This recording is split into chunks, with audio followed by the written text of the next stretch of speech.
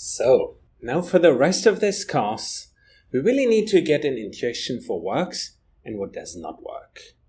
To do so, we will have to learn about all the pieces, about architectures, which architectures work well for which problems, about transfer functions, what works, what doesn't work.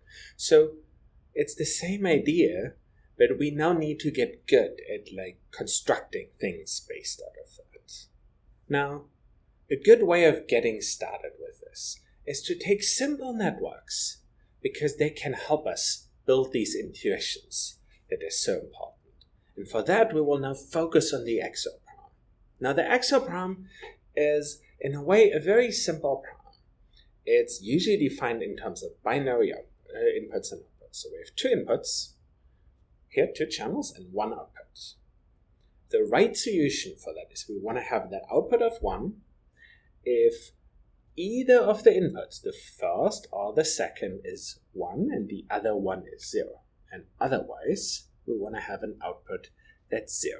Now, you will find that every book about deep learning extensively talks about XOR, and every text and everything talks about it. Why is it that we are so obsessed about it? Well, the reason for that is that at some point of time, people were building wonderful neural networks that were solving a lot of problems.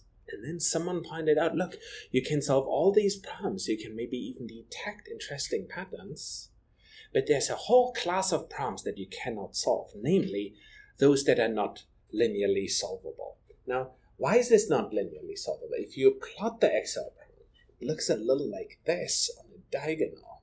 You have 2 corners of this square that need to be low at 0, and 2 corners of the square diagonals that need to be high. And there's just simply no linear way of solving that. So that is why so many people in the field think about XOR. If you want, it's the simplest problem we can think of for which there cannot be a linear solution. So now it's time for you to play with the XOR widget to get a little bit of an intuition of what the various parts of a neural network